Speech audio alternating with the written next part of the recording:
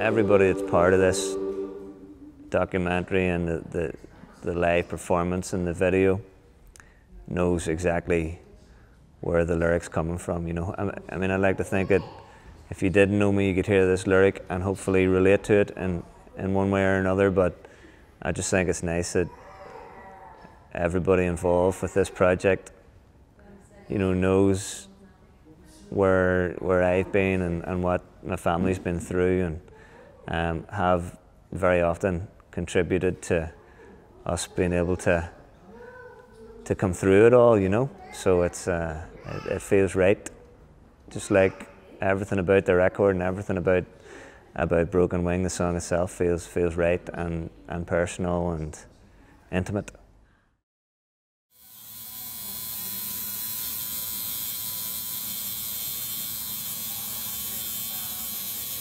Whenever my wife and I were told that Davog has Down syndrome, there's a period of, I wouldn't even say my head was spinning, I would say it was the opposite. Everything seemed shut down. It's like a blanket of this kind of dull feeling in the brain, because I couldn't even begin to fathom what that meant, you know. But the moment I started being able to understand it was whenever it was explained to me in those very simple terms, that all it is this extra chromosome, you know. So I just wanted to get something done as a kind of like the song Broken Wing, you know. I wanted to get it done as a tribute to Davog and everything that he's come through, because he's come through like more challenges than I've had to deal with my whole life, you know. And he's only 4, he's only turned 4, so like I wanted to get something as a tribute to him, but also maybe, you know, like I said already, and you can see that it's a really weird tattoo. So like I'm kind of hoping that at some point I'll be standing in the shop to get a pint of milk, and somebody will go, what is that weird thing in your arm? And I'll be able to strike up a conversation and explain, and maybe that person will go away with, I suppose, with Down syndrome being a bit more normal in his or her head, you know, because that's really like that's all I needed to kind of set me on this path of being able to deal with it and celebrate it. Perfectly beautiful, beautifully perfect.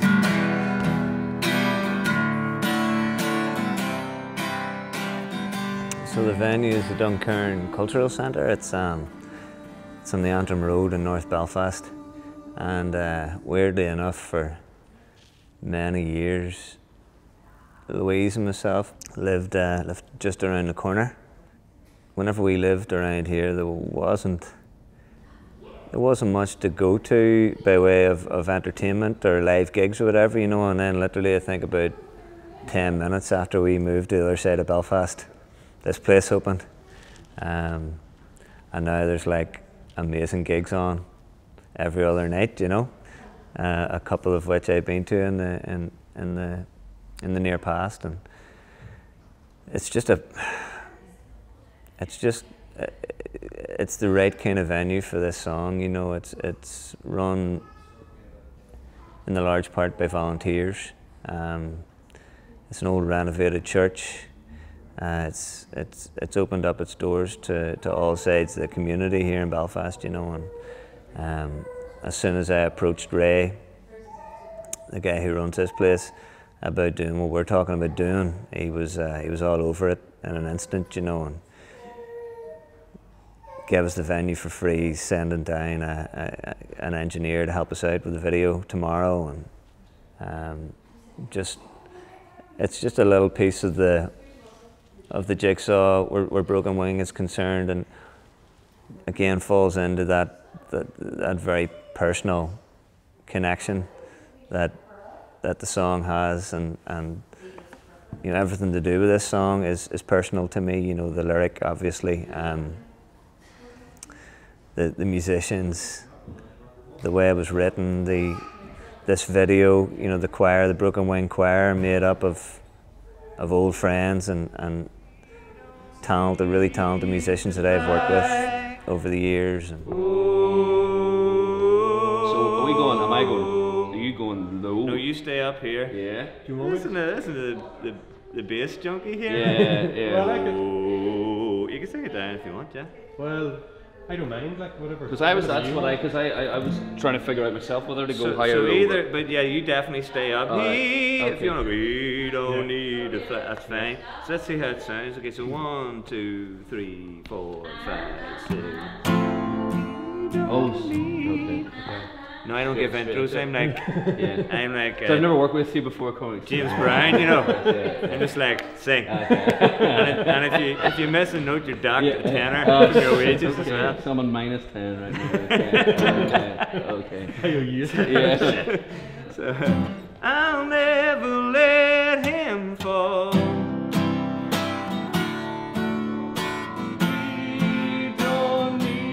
it was a real pleasure getting the tattoo done by Barry, and obviously it just means so much to me that I've got this symbol on my arm now that I suppose is a permanent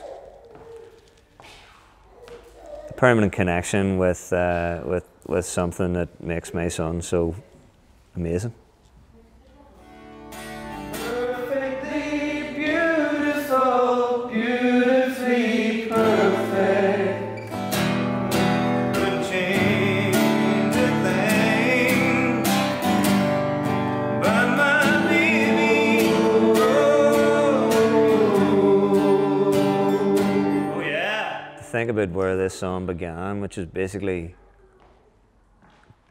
arriving back from lunch in Nashville with my good friend Blue Miller and noticing a couple of buzzards in his roof, and Blue telling me this story about how there's a family of buzzards live out in their back garden, and that his wife feeds one of them because one of them's got a broken wing and can't really fend for himself and needs a bit of extra support, which is really what triggered that train of thought that led to Blue and myself getting in the studio that day and writing this song, you know, and sharing some stories. You know, I was telling them all about my son and our journey, and Blue himself was talking about, you know, different challenges he's faced in his life, and we came up with this song, you know, and to think back to that day, to everything that's gone between,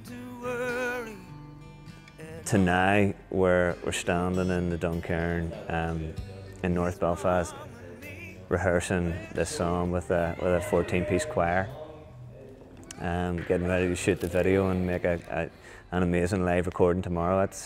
That was a big moment, and thankfully it all sounded good too, you know, because I was putting together the parts over the week and sending them individually to each member of each section of the choir.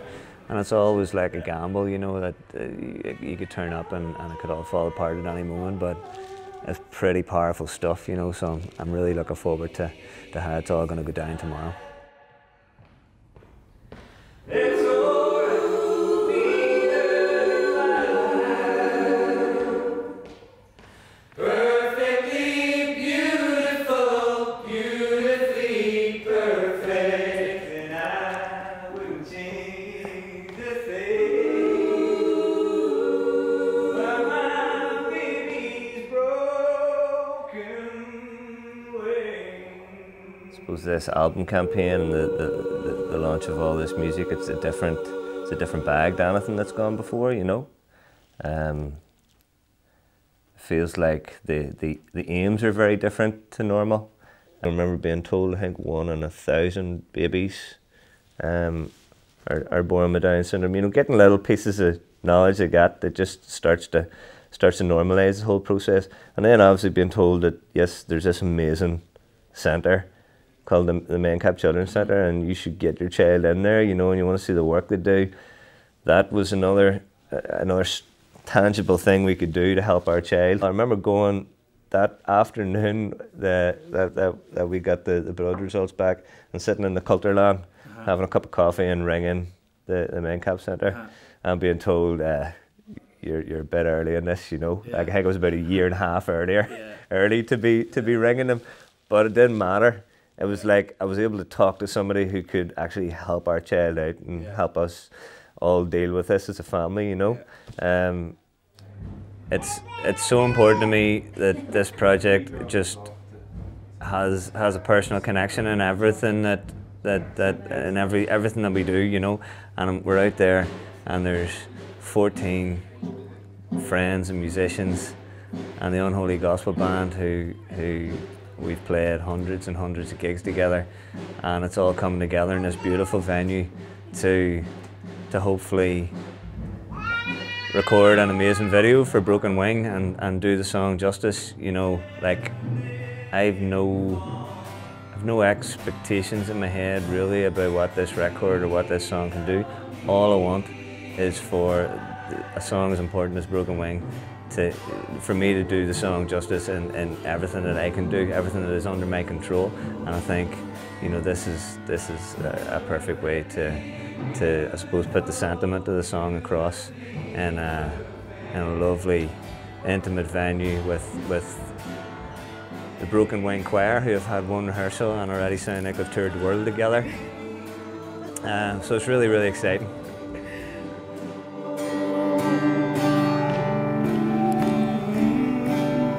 Yeah, it's pretty damn good, like, I like it. Been doing an awful lot of press over the last couple of months to do with the record and the song, and my involvement with Men Cap NI and Davog, Down syndrome, and it's all been great and positive, and it's all, I suppose, geared towards raising a bit of awareness, and I feel very thankful that that's all going on, you know.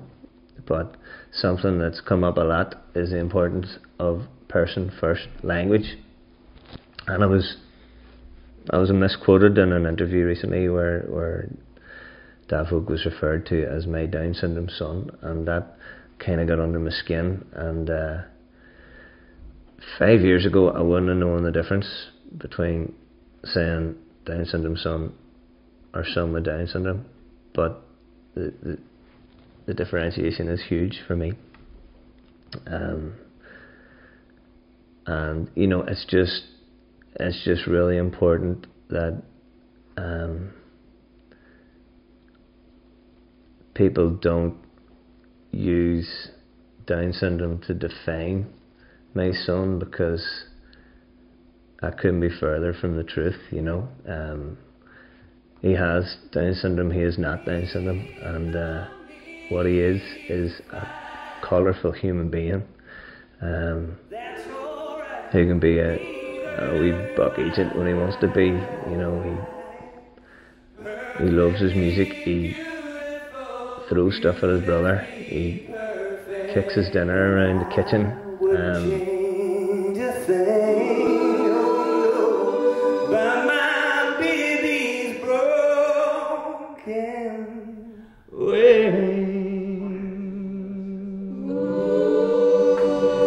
So Blue Miller was this guy, like, that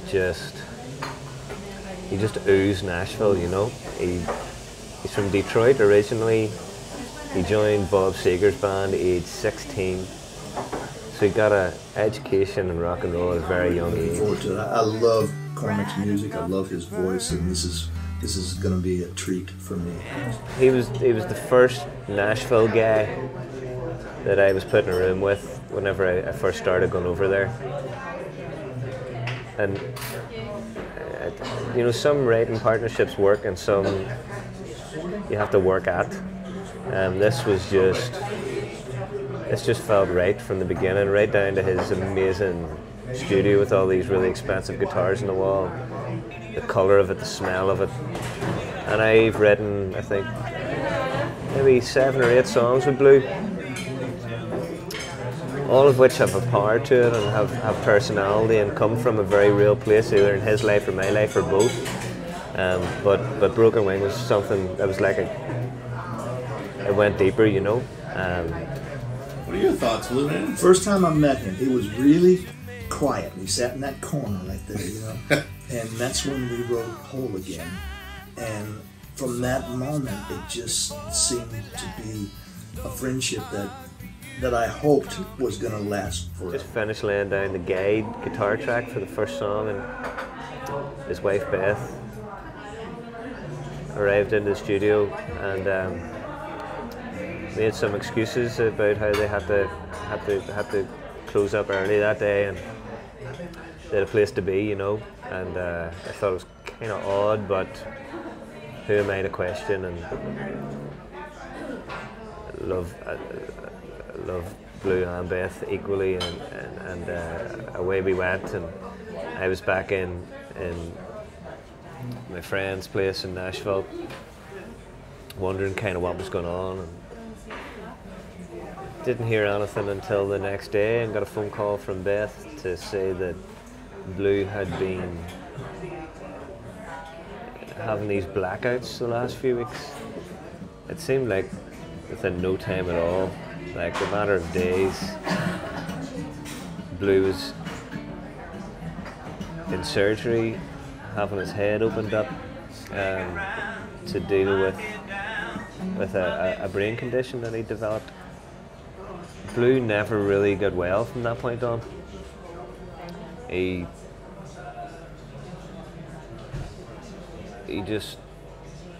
struggled with setback after setback, and over the next few months, you know, got sick again, and then got better again, then got sick again, and got better again. And I got word the day I was about to play Stand Hall Festival in Ireland, which was the first Irish gig I'd be playing the solo stuff at, that he'd lost his fight and he had passed on.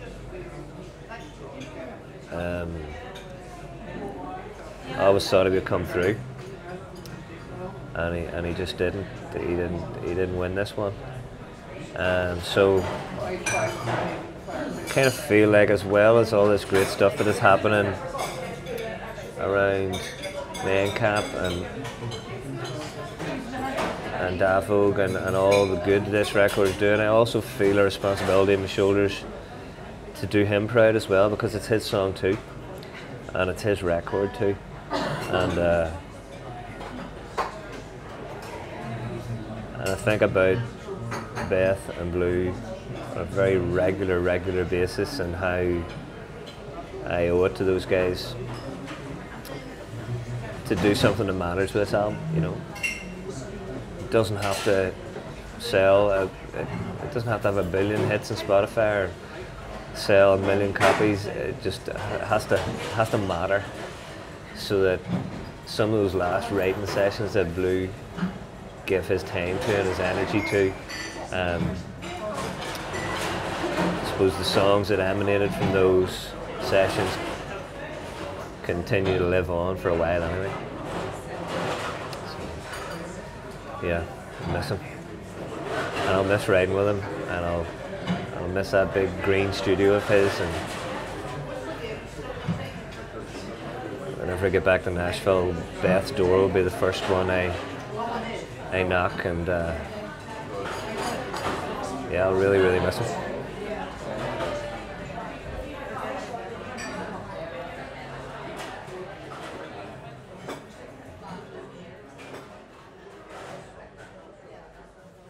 I don't know, maybe there's potential for other parents who are sitting in neonatal right now, and they've got news like we got whenever Davog was 2 weeks old, and maybe they might hear that song, and maybe they might take some comfort from it, you know. And if that's the case, then it's worth putting it out there and kind of, I suppose, exposing this chapter in my life and my family's life as well, in the hope that maybe there's a bit of comfort to be gained from it, you know.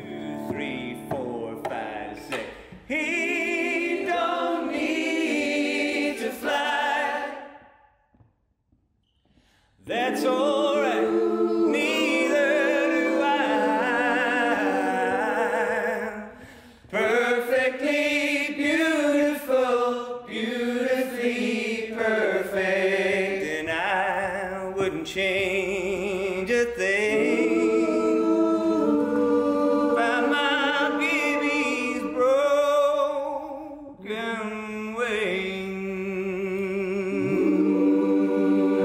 right there, yeah. Oh my god. That's gonna work. It fits, it fits.